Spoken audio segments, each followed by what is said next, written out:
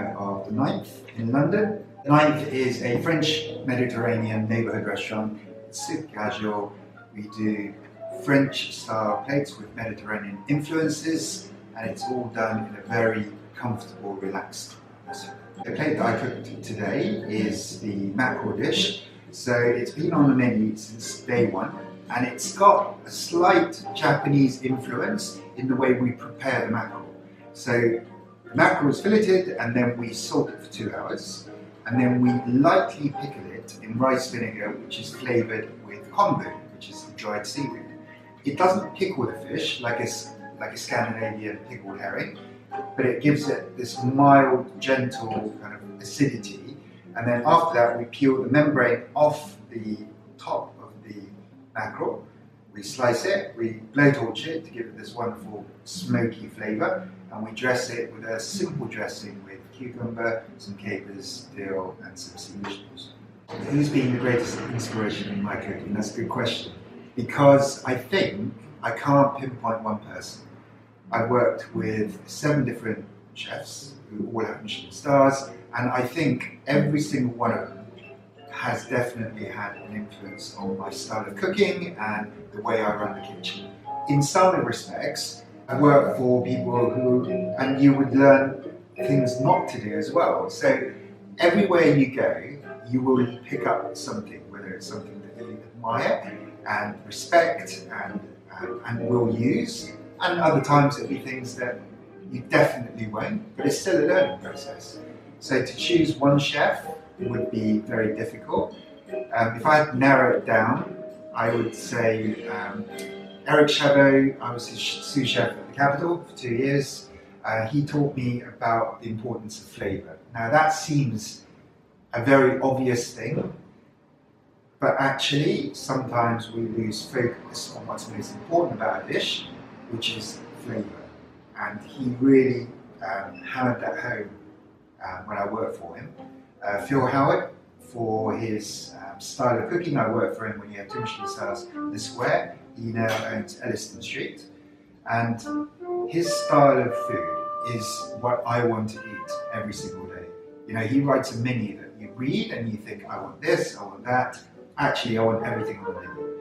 And I think in terms of the style of cooking, I think it's definitely influenced me a lot. And it's a cliche, but I would have to be my parents. And the reason is because they're the ones that encouraged me when I said to them, when I was in my teens, I want to be a chef. They were incredibly supportive. And actually, when I applied for my first job, it was my father who recommended the restaurants I should apply. Because I only wanted to work in the best restaurants in the country, and he had eaten in all of them through his work, and he said, these 4 restaurants are where you should start. So the advice that we get asked a lot about the advice, you know, what's the one thing that you advise someone wanting to start in our industry? And it's again, it's difficult. But what I would say is, you have to ask yourself an honest question and ask why it is that you want to be a chef. And truly be kind of think about it and understand why it is that you want to do this, because it is incredibly difficult.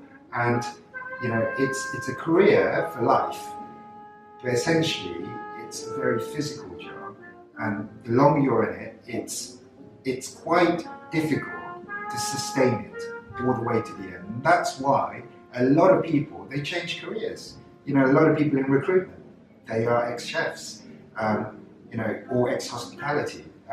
A lot of suppliers, they are ex-chefs, because it gets to a point where it's, you know, balancing family, work, your energy, it just becomes too much. And the only thing I can say is, you know, to keep going and to have this drive throughout your career till you retire, I think you have to be truly passionate about food, and you have to love cooking.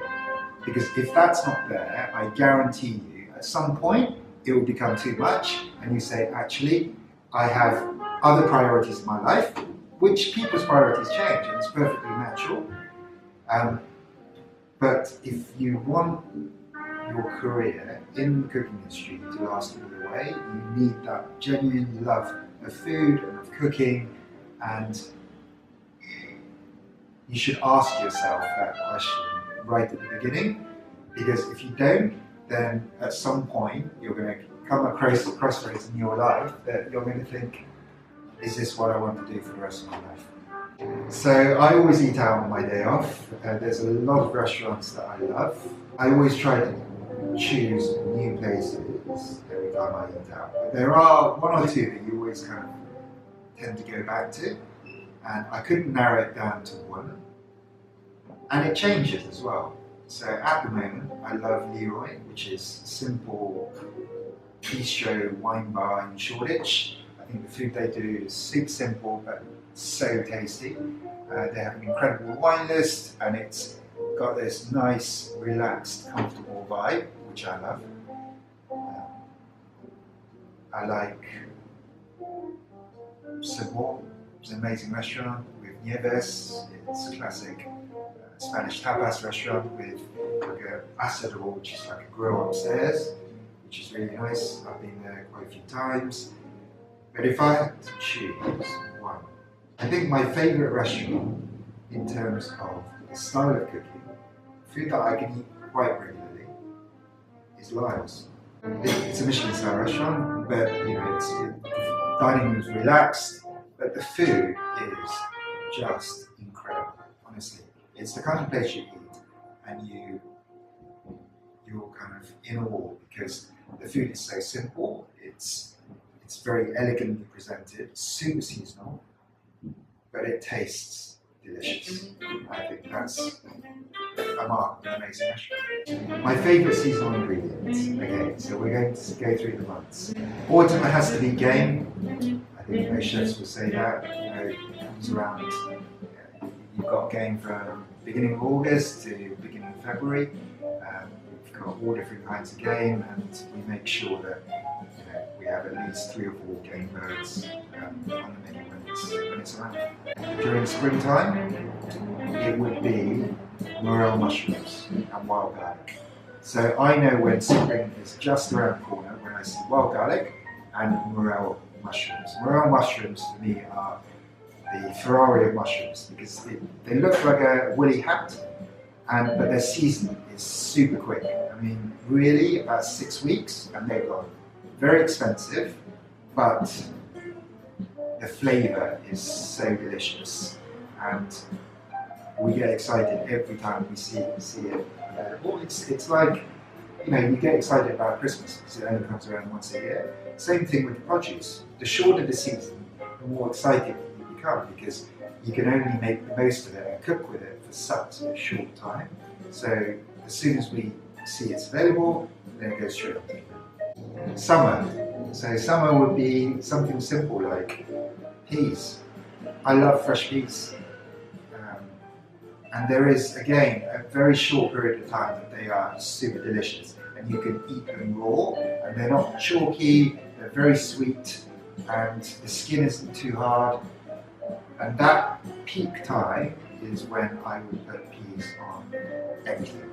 And I don't have a problem with having peas on 4 or 5 different dishes, because it's celebrating an ingredient which is at its peak. It's not going to be at its peak for very long, so why not showcase it in all different ways? And finally, winter. My favourite ingredient in winter is bitter leaves. So right now, things like tartivo, radicchio, grumolo, these are all mainly Italian bitter leaves, which are delicious in a crunchy salad, something sweet like blood oranges or Seville oranges, or you can cook them with a touch of sugar and some citrus fruits, and they are delicious as well. Simple tip for plating a dish.